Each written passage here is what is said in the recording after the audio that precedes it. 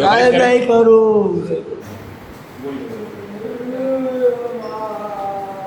ગુજરાતની પોલીસ હવે ગુનેગારો છે તેમને લાકડી દંડા કે લાફાથી નથી સમજાવી રહી, પરંતુ તેમના પાસે રહેલી જે સર્વિસ રિવોલ્વર છે તેનાથી સમજાવી રહી છે। અને જે પ્રકારે આ ગુનેગારો વારંવાર ગુના આચરી રહ્યા છે તેમના પગમાં હવે ગુજરાતની પોલીસ છે તે આ સર્વિસ રિવોલ્વરથી ગોળીઓ ઠોકી રહી છે। અને આવા જે હત્યાના આરોપીઓ છે તેને પોલીસે ગોળીએ દીધો છે। વૈષ્ણવજન તો તેને કહીએ જે પીડ પરાઈ જાનાને રે।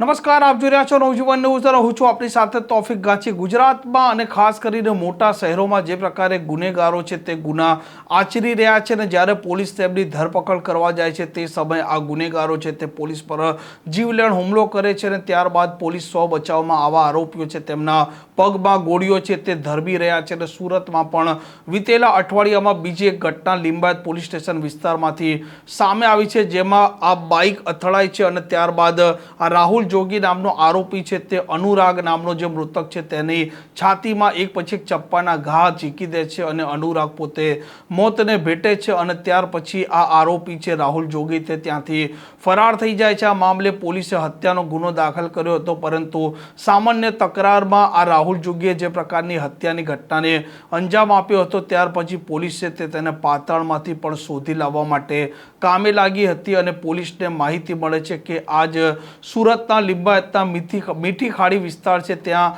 આરોપી રાહુલ જોગી સંતાયેલો છે પાણીની ટાંકીમાં, અને તે સમયે તેને પકડવા જાય છે। ત્યાં આ આરોપી છે તે તેના પાસે રહેલા ચપ્પાથી એક પોલીસ કર્મચારી છે તેના પર હુમલો કરે છે, અને ત્યાર પછી આ લિંબાયતના પોલીસ ઇન્સ્પેક્ટર ડીડી ચૌહાણ તેમના પાસે જે સર્વિસ રિવોલ્વર હતી તે નીકાળે છે, અને પહેલો હવામાં એક રાઉન્ડ ફાયરિંગ કરે છે। ત્યારબાદ પણ આરોપી કાબૂમાં ન આવતા તેના પગમાં તે ગોળી વધુ એક ધરબી દે છે। આ ઘટનાને લઈને અધિકારીએ વાત પણ કરી છે।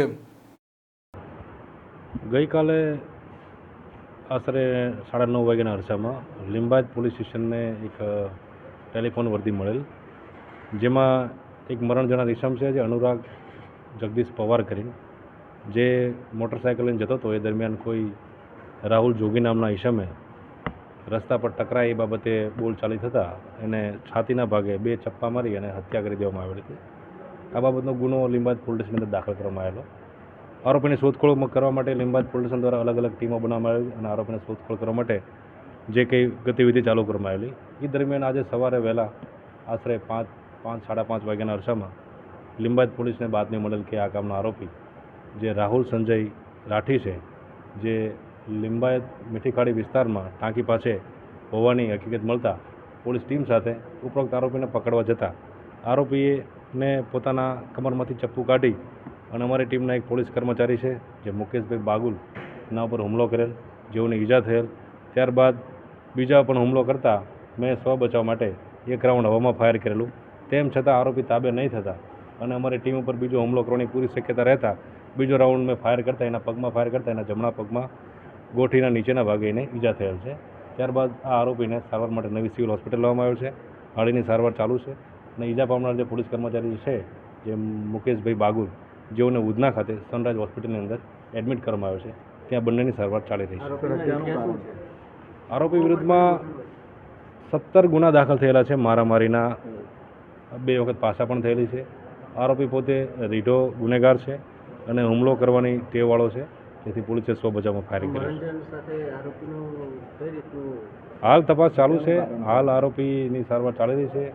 આરોપીથી સારવાર પત્યા બાદ આરોપીની વધુ પૂછપરછ કરશું, તે દરમિયાન વધુ વિગત બહાર આવશે તો આપણે જાણ કરશું। પ્રાથમિક કારણ શું છે? હાલ તો પ્રાથમિક કારણે એવું જણાવ્યું છે કે જે ફરિયાદી જે છે એ પોતે બાઇક લઈને જતો હતો, એ દરમિયાન રસ્તામાં ગણેશનગર 2 ખાતે જાહેરમાં જે તકરાર થતાં બંને વચ્ચે ગાળાગાળી થયેલ, એ બાબતે આ બનાવ બનેલો હોવાનું જણાવ્યું છે। આમાં રાહુલ જોગી છે તેણે હત્યા કરી હતી, તેના વિરુદ્ધમાં અનેક ગુના પણ ભૂતકાળમાં પોલીસના ચોપડે નોંધાયેલા છે। તે કુખ્યાત છે, તે હિસ્ટ્રી શીટર છે, અને અત્યારે જ્યારે તેના પગમાં પોલીસે ગોળી ધરબી છે તે સમયે તેને ભાન થઈ ગયું છે કે તેણે દાદાગીરી કરવી જોઈએ કે ન કરવી જોઈએ। અને સુરતની વાત કરો કે પછી ગુજરાતના અલગ અલગ શહેરોની વાત કરો, જે દાદાઓ છે, જે ડોન છે, તેમના પગમાં હવે જ્યારે આ પોલીસની સર્વિસ રિવોલ્વરમાં રહેલી ગોળી છે તે તેમના પગમાં ધરબાય છે ત્યારે તેમને તેમની હકીકત છે તેનું અને હેસિયતનું ભાન પડી જતું હોય છે. આ પ્રકારની ક્રાઇમ સ્ટોરી માટે નવજીવન ન્યૂઝની આ ચેનલ સાથે જોડાયેલા રહો. નમસ્કાર.